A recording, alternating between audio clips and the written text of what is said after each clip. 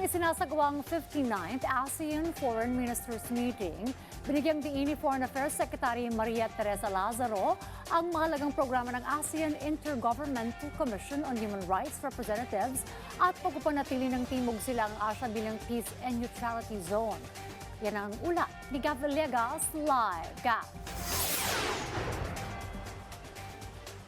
Diyan ilang mga pagpupulong ang isinagawa ngayong araw bago ang nakatakdang pagbubukas ng 59th ASEAN Foreign Ministers Meeting bukas, July 21.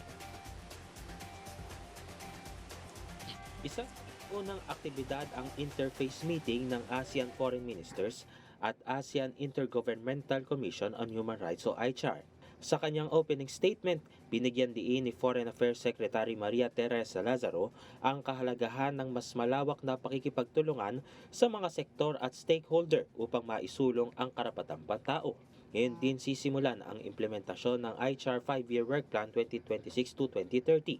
I hope that within this period, ICHR will be able to further enhance its approach to both recurring and emerging issues, as well as consistently build upon its fundamental work to ensure advancement of our region's human rights agenda in a sustainable and inclusive manner. Noong nakaraang taon, nang pagtibayan ng ASEAN Declaration on the Right to a Safe, Clean, Healthy, and Sustainable Environment at ang ASEAN Declaration on Promoting the Right to Development and Peace towards Realizing Inclusive Growth and Sustainable Environment. Sumunod ang pagpupulong ng ASEAN Foreign Ministers bilang Southeast Asian Nuclear Weapons Free Zone Commission upang patatagin ang pagpapatupad ng Shanfest Treaty na nagbabawal sa mga armas nuklear sa rehiyon. Nanawagan din ang kalihim na ipagpatuloy ang dialogo sa mga nuclear weapon states at panatilihin ang Timog Silangang Asya bilang rehiyon ng kapayapaan at neutralidad.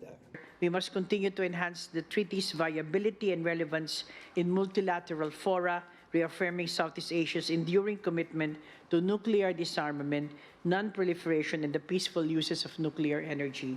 Equally important is our continued engagement with the nuclear weapon states towards their accession to the Shanfest Protocol by intensifying efforts of all parties to resolve all outstanding issues.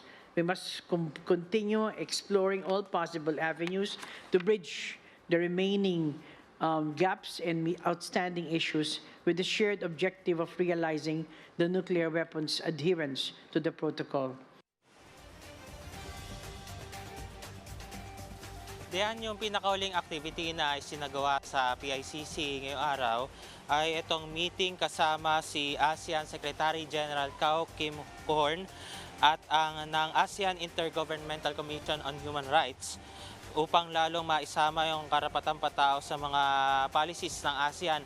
At bukas ay dito na isasagawa yung 59th ASEAN Foreign Ministers Meeting na mangyayari sa PICC. 2 beses na magkakaroon ng huddle si Foreign Affairs Secretary Maria Teresa Lazaro sa mga miyembro ng media bukas. Yan ay bandang tanghali at saka bukas din ng alas 6 ng gabi at bukas din ng alas 5 ng hapon ay inaasahan na magsasagawa ng press briefing si DFA Deputy Assistant Secretary Dax Imperial upang bigyan tayo ng wrap netong mga naging pangyayari sa unang araw netong mga activities para sa 59th ASEAN Foreign Ministers Meeting, post-ministerial conferences and related meetings dito sa Metro Manila. At yan muna ang update mula rito sa International Media Center